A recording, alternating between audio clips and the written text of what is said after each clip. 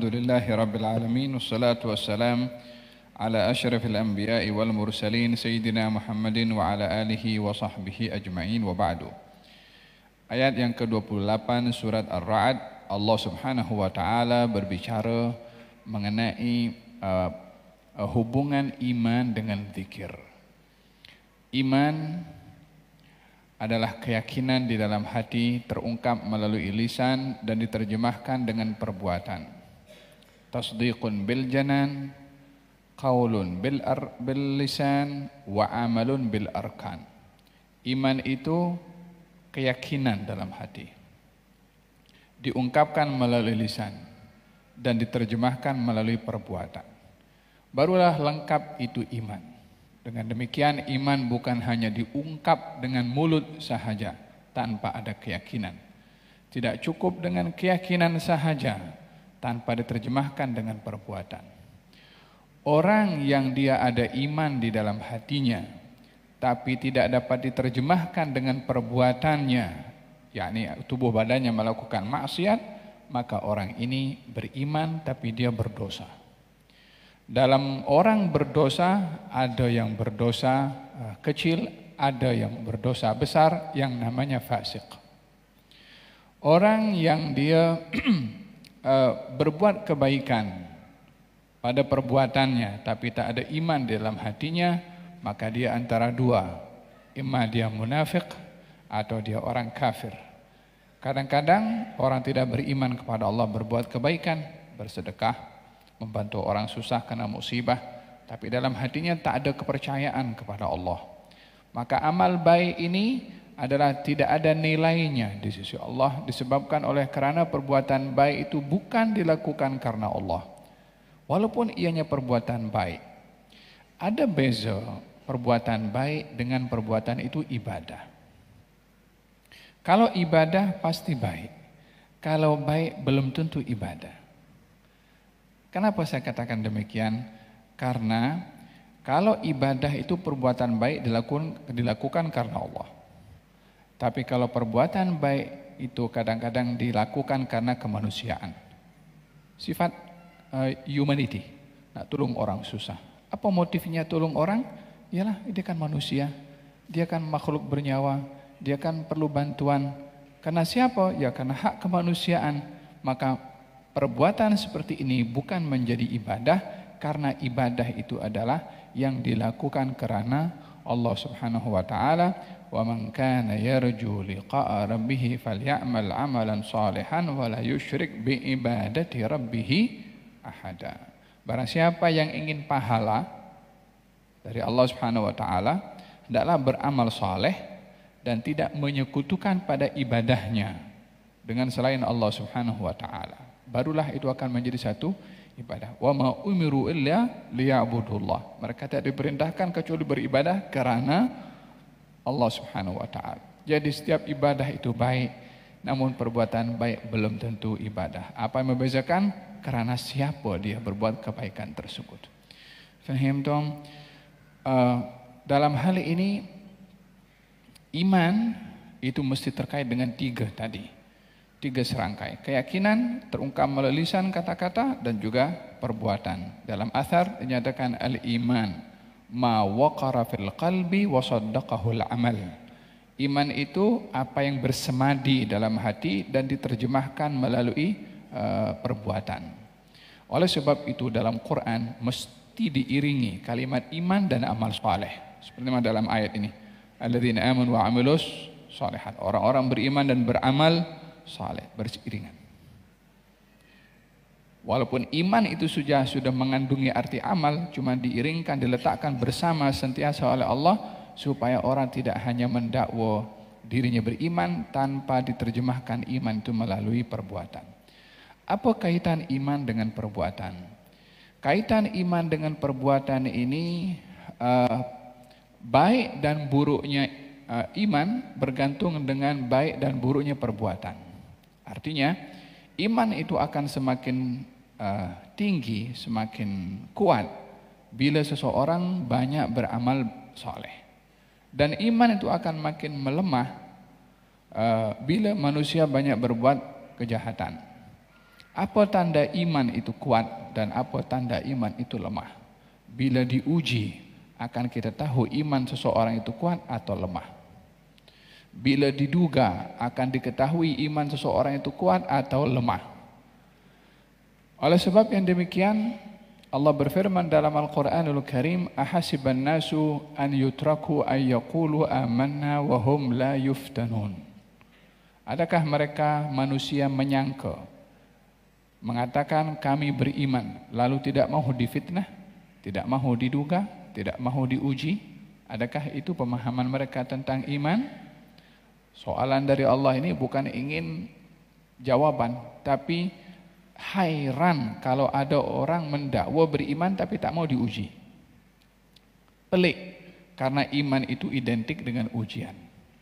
Untuk memberikan kekuatan pada iman, untuk mengetahui kekuatan iman, itu ukurannya ada pada ujian.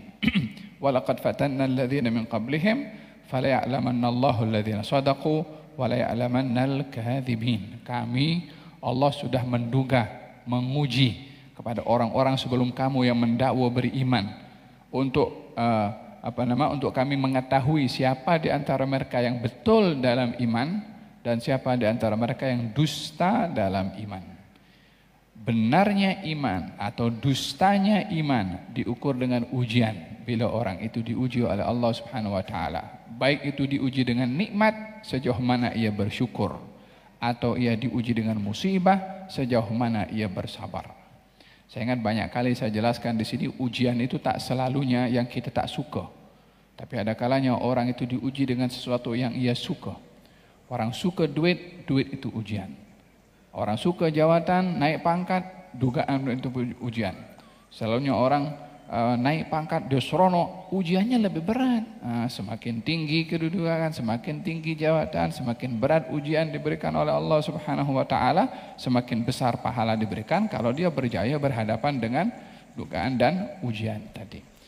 Dan dengan demikian, antara wasilah asbab untuk kita memberikan kekuatan pada iman yang diungkapkan oleh Allah pada ayat ini, kekuatan iman itu pada itmi'nan. Itmi'nan, tenang. Ketenangan di dalam keimanan seseorang, di dalam hatinya. Itu adalah dengan berzikir kepada Allah Subhanahu wa taala sebagaimana ayat ini. Alladzina amanu wa tatma'innu qulubuhum bidzikrillah. Orang-orang yang beriman dan rasa tenang, sakinah, nyaman ketika berzikir kepada Allah Subhanahu wa taala. Dan di sini Allah menyebutkan kaitan iman dengan zikir. Apa kaitan iman dengan zikir? Kuatnya iman dengan zikir diungkapkan dengan tenang. Itmi'nan. Itmi'nan itu daripada artinya tenang atau sakinah. Tenang atau sakinah. Ketenangan di dalam hati ini adalah menjadi ukuran kepada seseorang itu mampu berhadapan dengan segala macam dugaan di atas muka bumi ini. Bila hati ini tidak kuat pada imannya, sedikit diduga agamanya boleh dijual, marwahnya boleh dikorbankan, prinsipnya boleh diketepikan. Apa sebabnya? Imannya lemah, tidak mantap, tidak kuat. Di dalam hadis Nabi Muhammad SAW menggambarkan tentang iman yang lemah ini. Katanya, akan datang fitnah di akhir zaman ini yang perumpamaannya umpama malam yang gelap. Malam itu sudah gelap. Tapi Nabi memberikan perumpamaan fitnah dengan malam yang gelap, karena kalau seorang dalam gelap itu tak boleh nak mengesan sesuatu. Gelap, nak tahu pintu keluar tak tahu, nak mencari sesuatu di kawasan gelap tak boleh nak jumpa.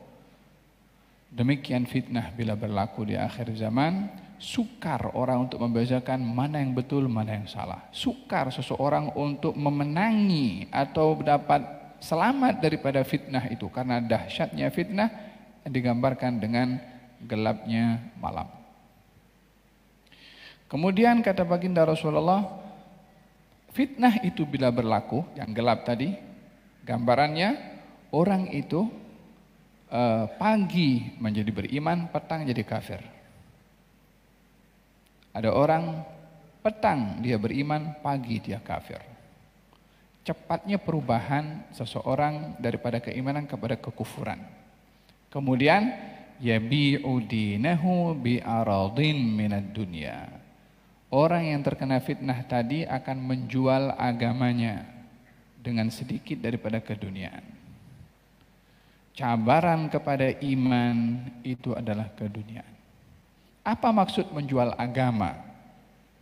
Karena dengan sedikit, kalimat bi'aradin, arad ini sedikit daripada keduniaan. Dunia itu pun di mata Allah sudah hina, ini pun sedikit saja daripada keduniaan. Dia menjual agamanya. Apa maksud menjual agama? Menjual agama, menggunakan agama untuk kepentingan pribadi. Menjual agama, mengetepikan prinsip akhlak dengan sikap yang bertentangan dengan akhlak, yakni menjual menjual jujur dengan berdusta, menjual amanah dengan berkhianah, menjual adil dengan zalim. Kiaskan dengan semua akhlak yang diajarkan dalam Islam, yang itu adalah merupakan prinsip agama, bila ditolak tepi karena dunia, itu adalah maknanya menjual agama dengan dunia. Di zaman kita sekarang orang menjual diri untuk dunia. Di zaman sekarang orang sudah berpikir untuk menjual marwahnya dengan apapun juga untuk dunia. Bukankah ini zaman penuh dengan fitnah? Ya. Yabi'u dinahu bi'aradin minad dunya. Dan apa yang memberikan kekuatan kepada iman ini untuk tidak mudah kita terpengaruh dengan keduniaan? Zikrullah. Rasa tenang ketika berzikir kepada Allah Subhanahu wa taala. Apa maksudnya zikir? Adakah itu tasbih? Ya. Adakah zikir itu tasbih? Tahmid? Ya. Tahlil? Ya. Adakah zikir itu Allah? Adakah zikir itu salawat kepada Nabi? Ya.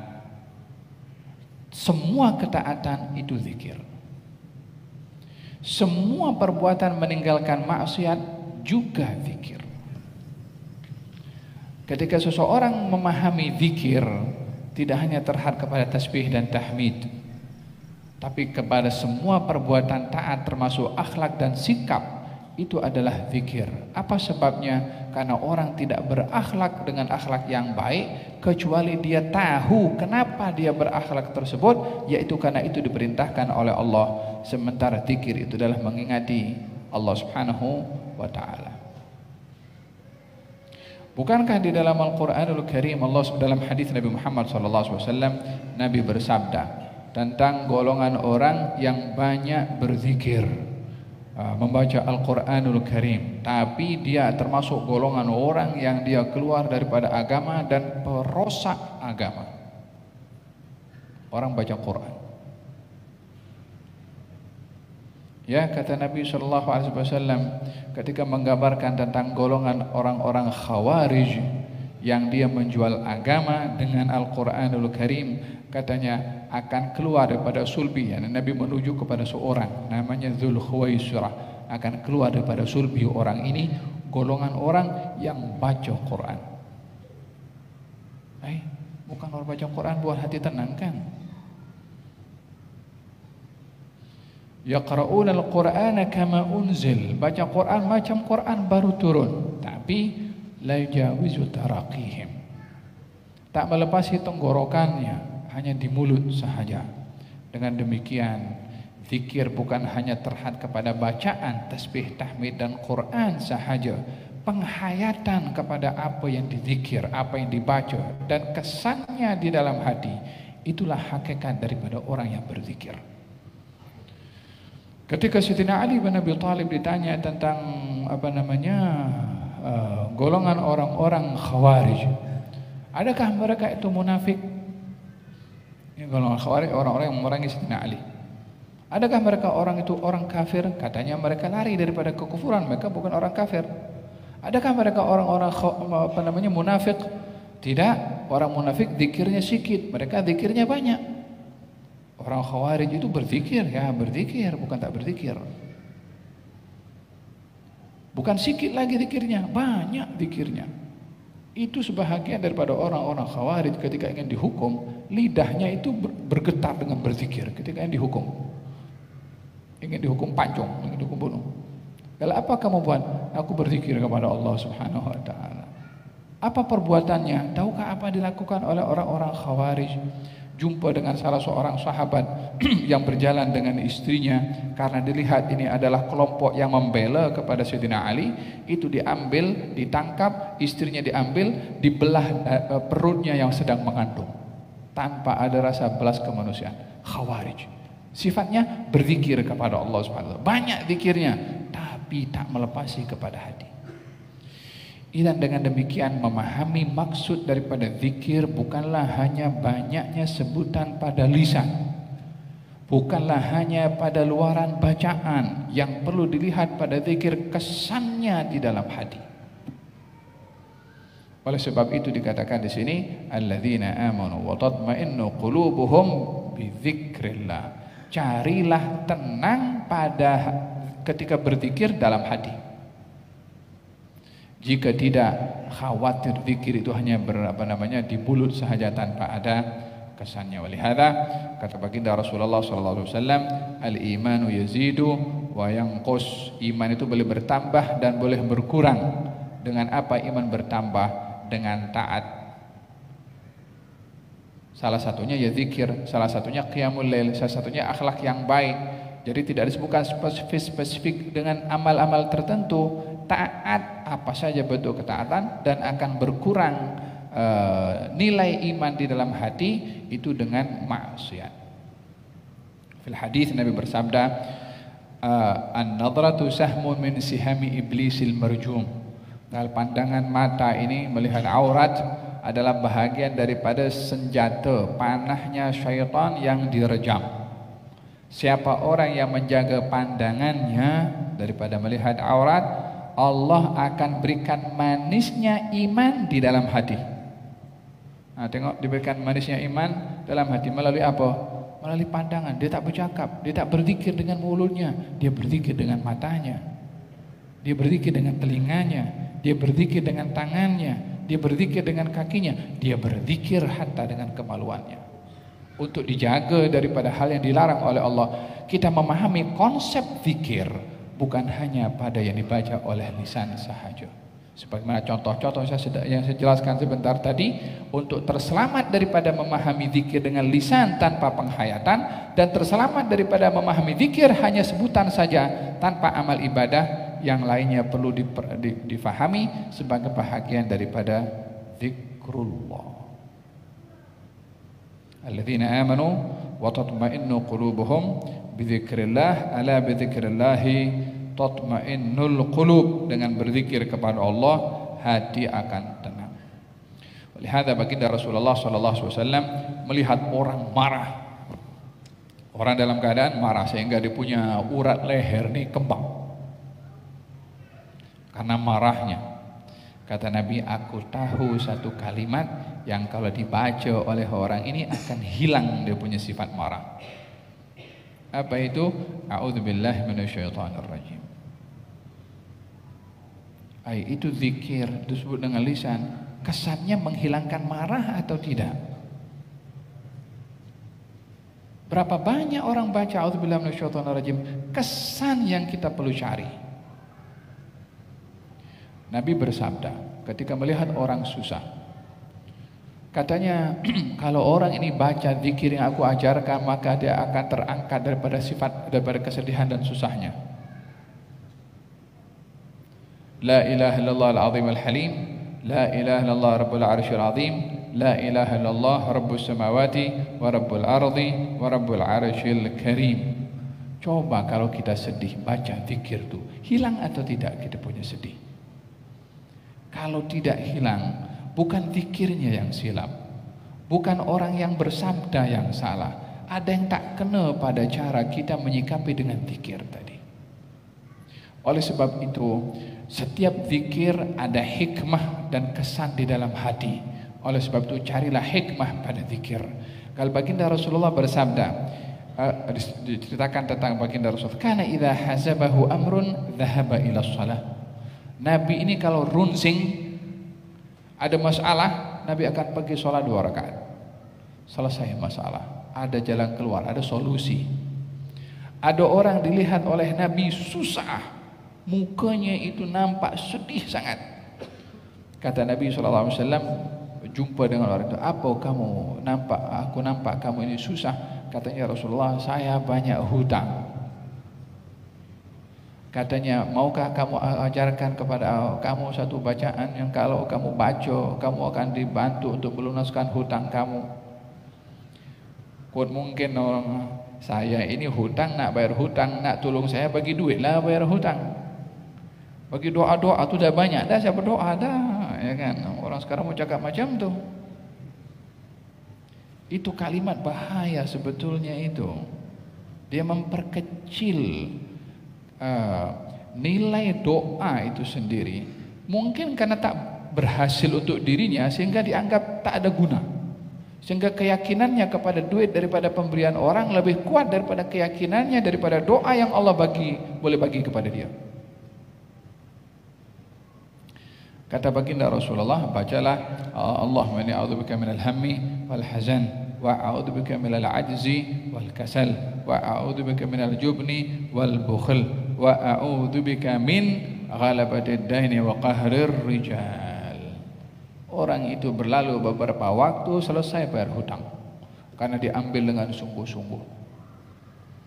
Dan dalam hal ini didapati ketenangan itu ketika berzikir kepada Allah, baik itu melalui sholat, baik itu melalui doa, baik itu melalui zikir-zikir yang warid ataupun melalui amal ibadah ketaatan kepada Allah. Carilah kesan ketenangan ketika beribadah di dalam kita punya hati. Itulah hakikat zikir yang menenangkan. Faham dong? Jadi ini mengenai memahami maksud daripada zikir. Oleh sebab itu diajarkan kita kalau berzikir itu diajarkan kita dalam keadaan kondisi tenang, untuk tidak diganggu. Karena kadang-kadang orang berzikir subhanallah, subhanallah, subhanallah, subhanallah, mulutnya subhanallah, subhanallah, pikirannya esok aku nak pergi sini, esok nak cuti pergi sana, oh bulan depan, esok interview nak jawab apa ini. Jadi antara apa yang kita nak baca dengan lisan tak selari dengan pikiran untuk memahami dan menghayati apa yang kita baca. Ini yang mengurangkan kesan daripada zikir dalam hati. Ya, orang kalau berzikir hatta tak khusyuk pun tetap dapat pahala zikir tuh sebagai kebaikan. At least paling tidak mulut ini sibuk dengan zikir daripada cakap hal orang lain. Tapi sebagaimana saya katakan di awal, kesan daripada zikir dalam hati itu akan didapat dengan kalau kita fokus kepada bacaan yang kita baca. Oleh sebab itu dikatakan dalam ayat yang lain, Allah Subhanahu wa taala berfirman, "Alam ya'ni lil ladzina amanu an takhsha'a qulubuhum bi dzikrillah." Bukankah sudah tiba waktunya bagi orang beriman untuk khusyuk hatinya ketika berzikir kepada Allah? Ditekankan di sini apa? Khusyuk ketika berzikir. Itu yang akan memberikan kesan kepada hati bagi orang yang berzikir. Walihada dianjurkan dalam berzikir adabnya dijaga. Apa adabnya? Biarkan kita bersuci, biarkan kita menghadap kiblat, biarkan kita pikirannya tenang, biarkan kita tak diganggu. Jangan letakkan handphone di depan kita dengan vibrate pun bergetar, nanti kita dah hilang fokus pula. Hatta 10 menit kita kosongkan, kesannya akan kita lihat kepada kita punya diri dengan zikir tersebut. Jangan diganggu dengan siapapun. Cari masa yang sesuai. Yang kira oleh sebab itu waktu yang paling baik adalah waktu malam. Lah orang akan telepon. Tapi kadang-kadang pukul 1 malam pun ada orang yang SMS juga ada. Kasih jauh ini penyakit handphone ini. Oh. Kasih jauh letak dalam almari, jangan sampai dengar kita pun juga. Syaitan akan kacau. Mungkin ada SMS penting tuh. Faham dong? Alam ya'ni alladzina amanu an takhsha'a qulubuhum li dzikrillah. Bukankah sudah tiba waktunya bagi orang beriman untuk khusyuk hatinya ketika berzikir kepada Allah Subhanahu wa taala. Idzan dalam hal ini Allah Subhanahu wa taala membicarakan tentang khusyuk ketika berzikir. Allah berbicara juga tentang tumakninah atau tenang, sakinah ketika berzikir, dan itu yang memberikan kekuatan iman di dalam hati. Fahimtum? Ada berkenaan dengan kesan daripada zikrullah. Alladzina amanu wa tatma'innu qulubuhum bizikrillah. Kita nak berzikir kepada Allah Subhanahu wa taala.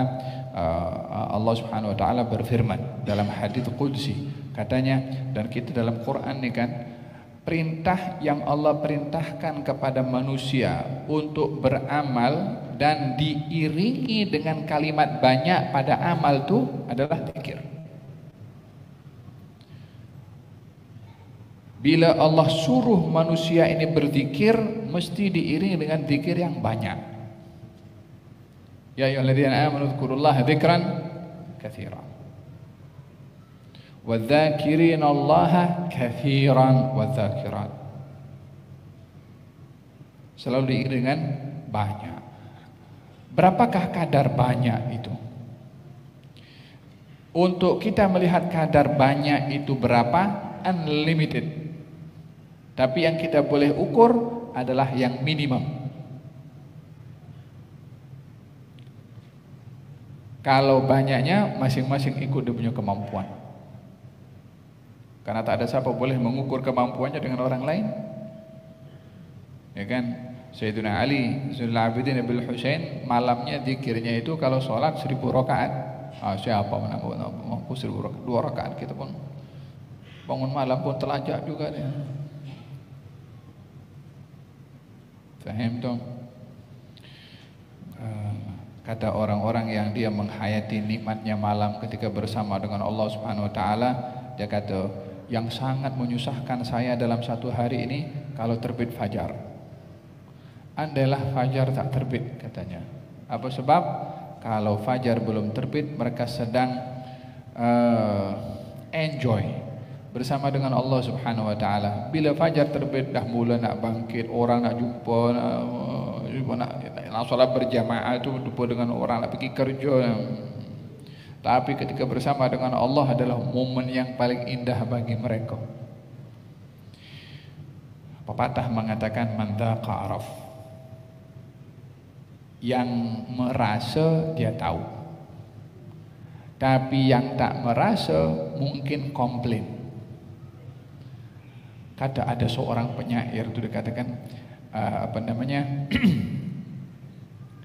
ini bait syair lagu katanya, walima yadhuqul inab hamidan annah yaqul, katanya, orang yang tak pernah rasa manisnya anggur, dia kata anggur itu tak sedap, masam dia tak rasa. Coba dia rasa, baru dia kata manis. Manusia itu musuh kepada sesuatu yang ia tidak ketahui. Demikian kata pepatah.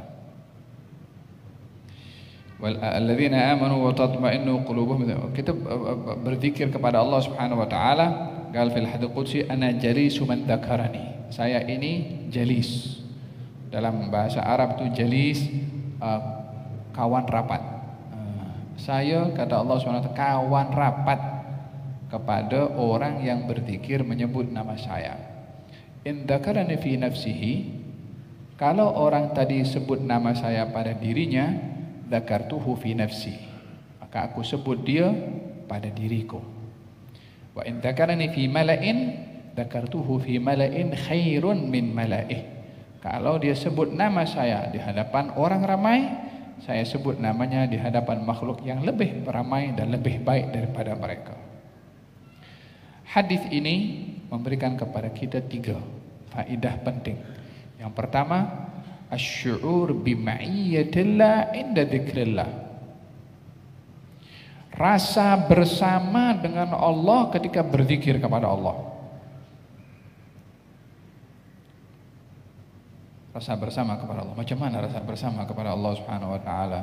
Kita kalau bersama dengan orang yang kita seronok, kawan rapat kita kan, macam mana kita punya perasaan? Merasa bersama dengan Allah. Allah ini sedang pandang saya.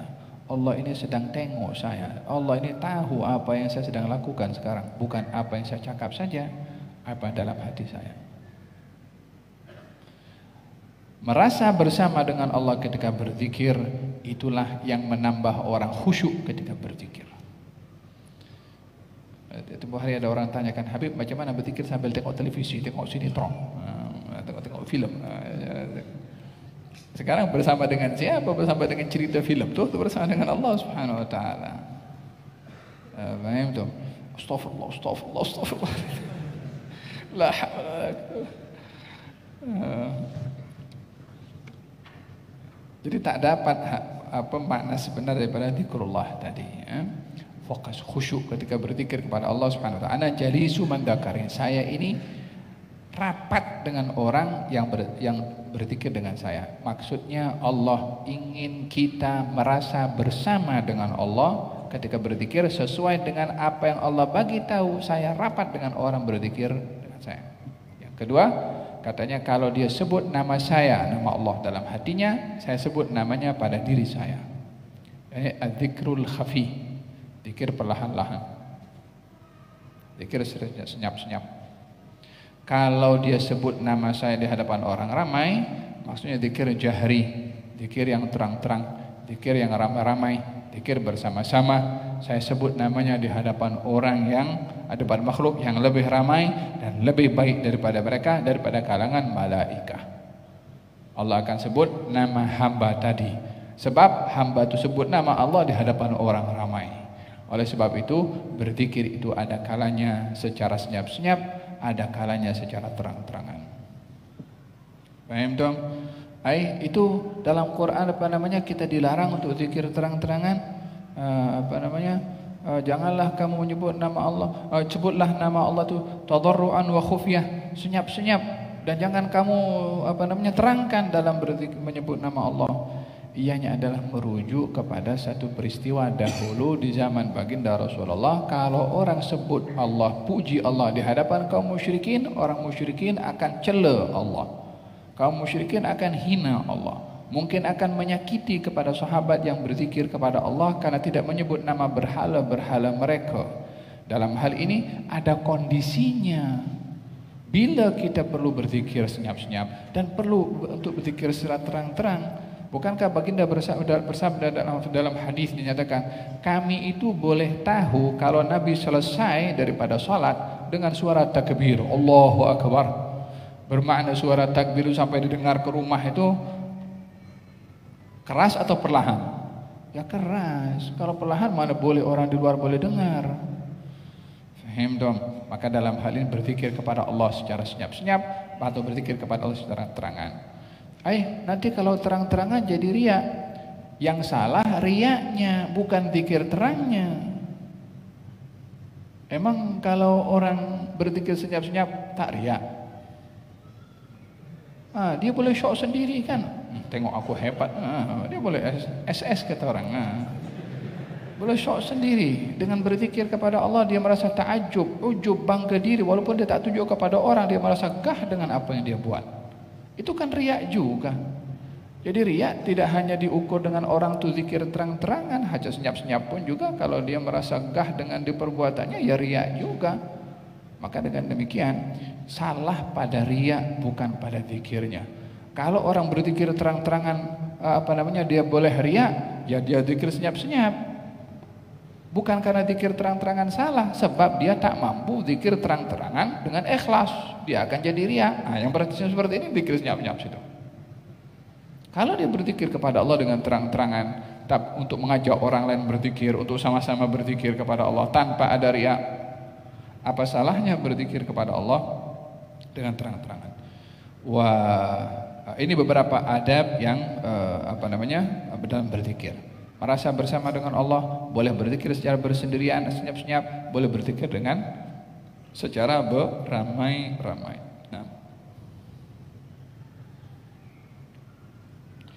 Alladzina amanu tatma'innu qulubuhum dzikrillah la bidzikrillah tatma'innul qulub.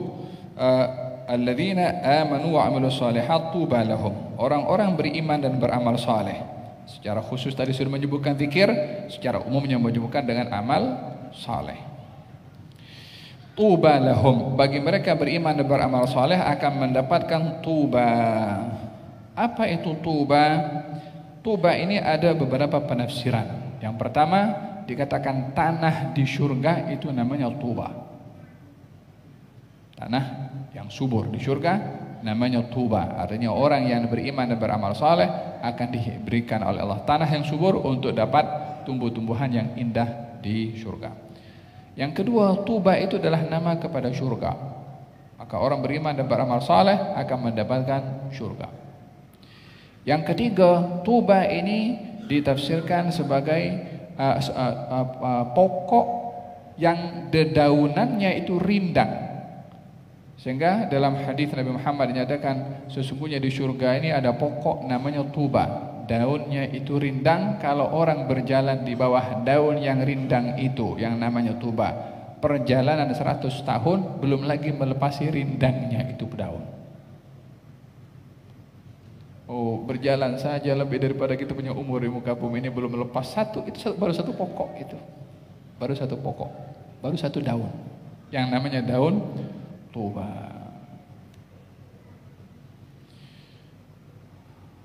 Alangkah besarnya pemberian Allah Subhanahu wa taala kepada manusia. Tapi manusia kedekut dengan Allah Subhanahu wa taala. Allah tak kedekut dengan manusia untuk bagi. Manusia kedekut bukan kepada Allah, tapi kedekut kepada diri sendiri. Karena Allah tak perlukan kepada amalan manusia. Alladzina amanu wa 'amilus shalihati tuba lahum. Bagi mereka nak ditafsirkan syurga boleh, nak ditafsirkan sebagai tanah di syurga yang subur pun boleh, nak ditafsirkan sebagai pokok yang rindang pun juga boleh, karena masing-masing ada dasarnya. Kalimat tuba ini juga pernah diungkapkan oleh Nabi SAW ketika Nabi dijumpai oleh sahabat. Katanya, wahai Rasulullah, tuba liman ra'aka wa amana bika. Wahai Rasulullah, bertuah. Kalimat tuba ini kadang-kadang digunakan oleh orang Arab sebagai kalimat tuah, tahniah. Tuba, tuah, tahniah bagi orang yang melihat engkau dan beriman kepada engkau. Kata sahabat, Nabi bersabda, tuba, summa tuba, summa tuba liman amana bi walam yarani. Tahniah, tahniah, tahniah kepada orang yang beriman kepada aku walaupun dia tidak melihat aku. 3 kali Nabi sebut dengan kalimat tahniah kepada orang beriman walaupun tidak melihat kepada baginda Rasulullah SAW. Mudah-mudahan kita termasuk daripada golongan yang akan tahniah tadi oleh Nabi SAW dan dapat melihat kepada beliau di dunia ini walaupun dalam mimpi, di akhirat nanti dengan melihat dengan mata kepala kita sendiri, insyaallah. Amin, amin, amin. Wa husnu ma'ab, dan tempat kembali bagi orang beriman dan beramal saleh akan mendapatkan tuba dan juga tempat kembali yang baik. Kadzalika arsalna fi ummatin qad khalat min qabliha umamun litatlu'a 'alaihim alladhi awhayna ilaika wa hum yakfuruna birrahman qul huwa rabbi la ilaha illa huwa 'alaihi tawakkaltu wa ilaihi matab. Demikian kami utus pada setiap umat yang terdahulu nabi dan rasul, yakni ketetapan yang Allah Subhanahu wa taala jadikan kepada umat ini tidak berlaku kerosakan di atas muka bumi kecuali Allah akan menghantarkan nabi dan rasul untuk membimbing mereka supaya kembali kepada Allah Subhanahu wa taala. Sampailah kenabian itu diakhiri oleh baginda Rasulullah, maka tiada lagi nabi setelah Rasulullah. Tetapi tugasan nabi tetap ada walaupun rasulnya tiada. Dengan demikian, tidaklah manusia yang pada kalangan umat Nabi ini mesti meletakkan ikutannya hanya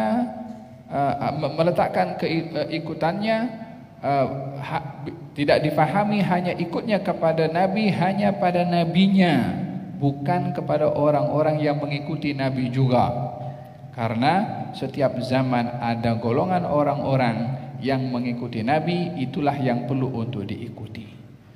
Kalau kita ingin mengikuti Nabi langsung daripada Nabinya, ya kan? Kita baca, saya tak mau ikut ulama-ulama ini, tolak tepi semua. Saya nak ikut Rasulullah. Ya kan? Nak ikut Rasulullah. Ya kan? Oh, ini ulama-ulama ini dia nonsen, dia apa namanya karang-karang aja dia. Sebagian orang pun juga macam tuh. Kita nak ikut Rasulullah sallallahu alaihi wasallam. Bahasa Arab tak paham. Belajar pun tak sampai selesai. Apa awak yang ada?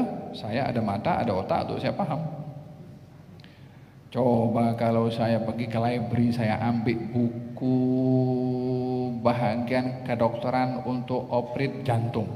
Saya baca sendiri. Apa saya ada? Saya punya bahasa Inggris. Dan saya otak ada, saya nak paham. Kemudian saya baca tentang macam mana nak operate. Esok saya buka klinik, jom kita, siapa nak operate kepada saya. Hanya orang tidak waras yang datang. Sama juga, ini agama ini bukan mudah. Boleh nak cari Google, cari apa kita nak cari, pilih apa yang kita suka.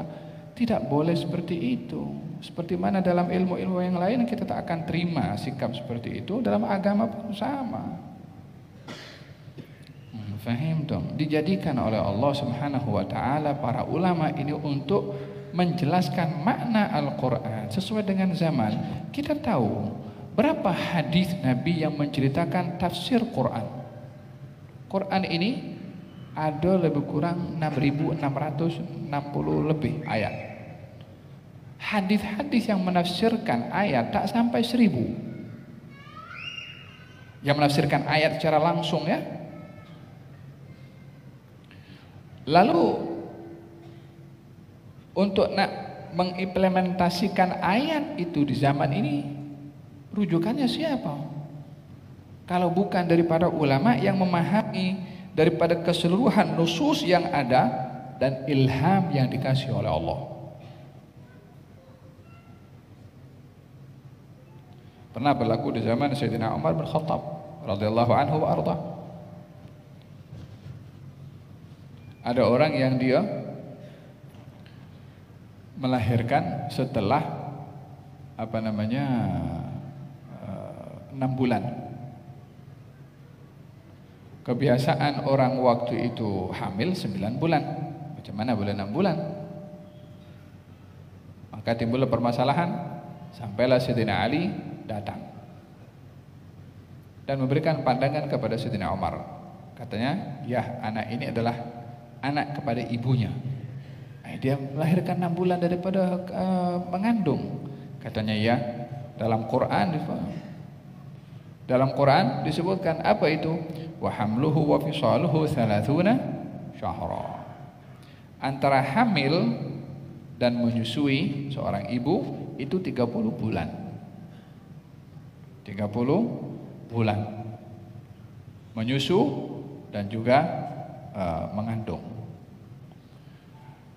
Ibu menyusui anak itu 2 tahun.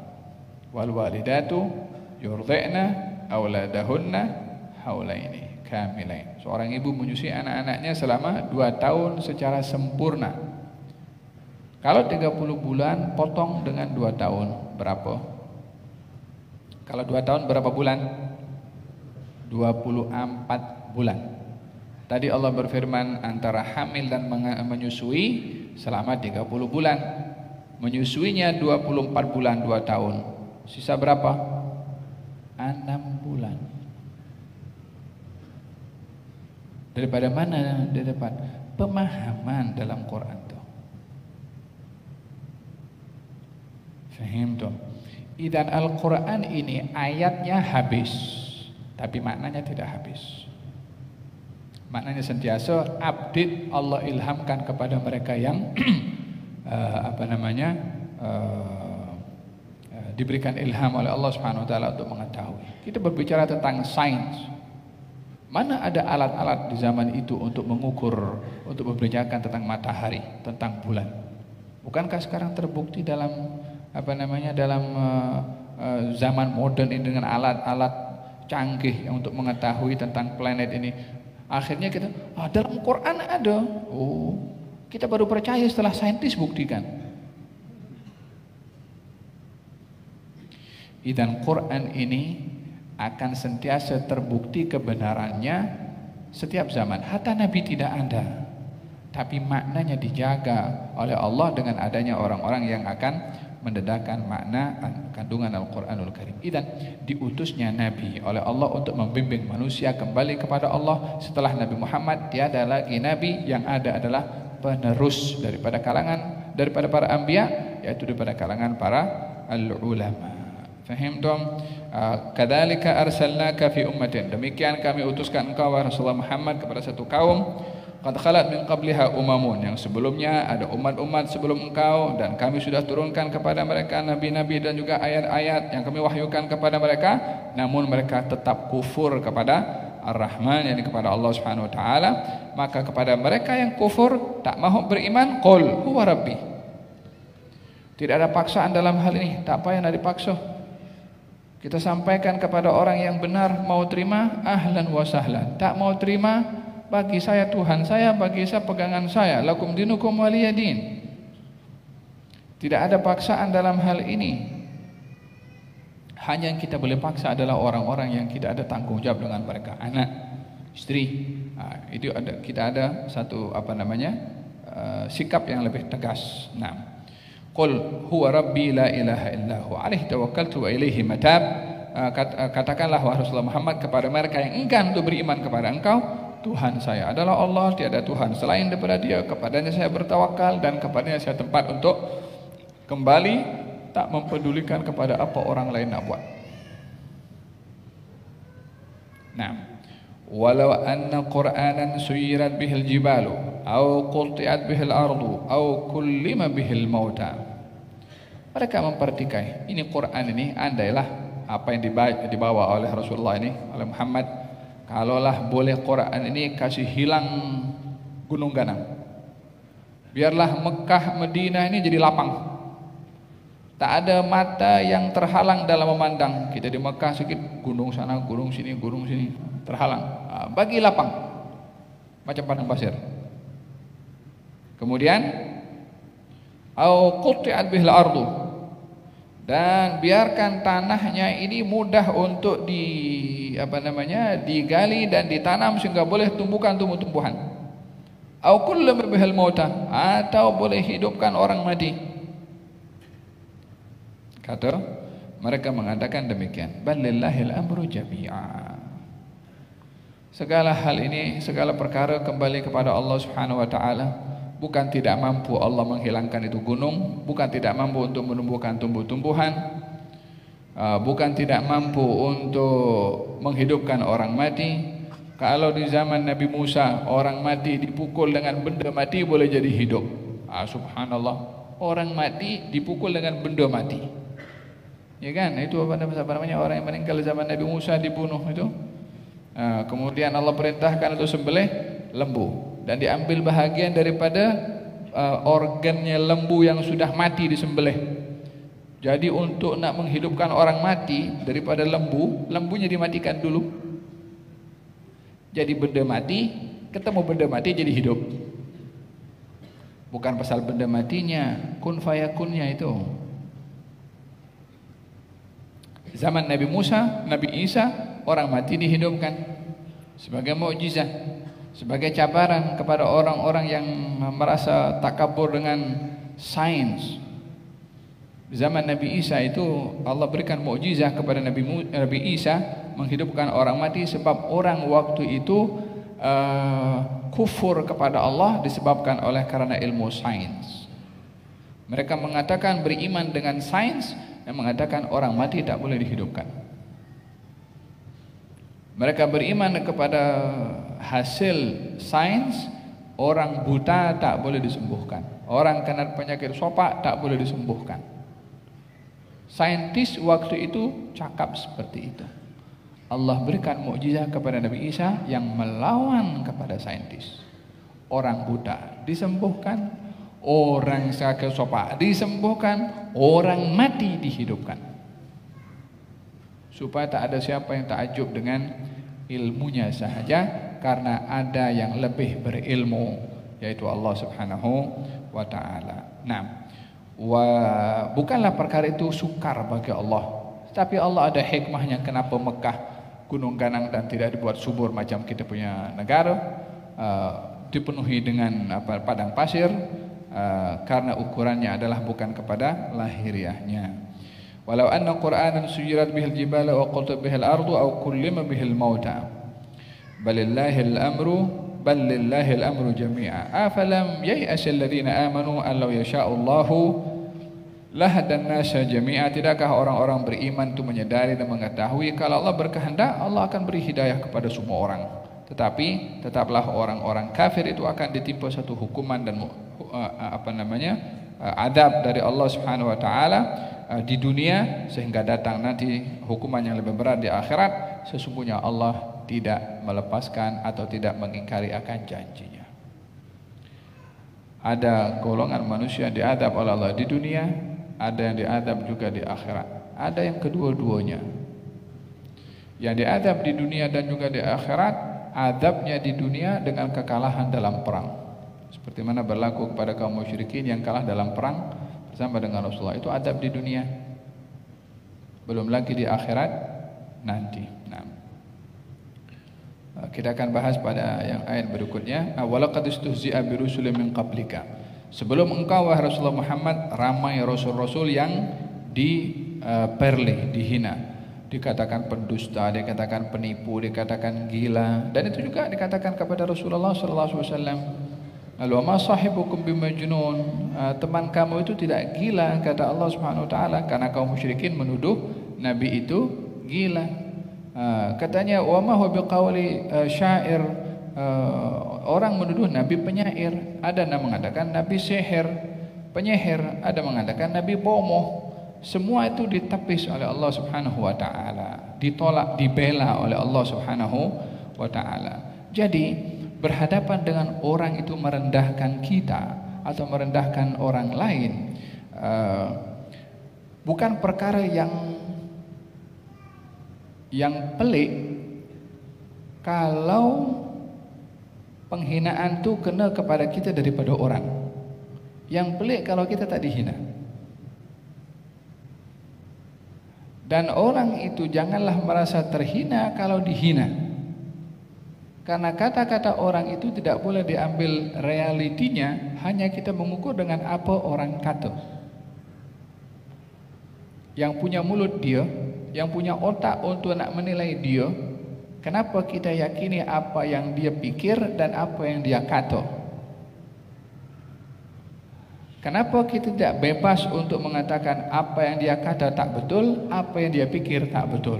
Daripada kita marah kepada apa yang dia kata karena kita menganggap betul, sementara kita boleh pilih untuk menganggap kata-katanya adalah omong kosong.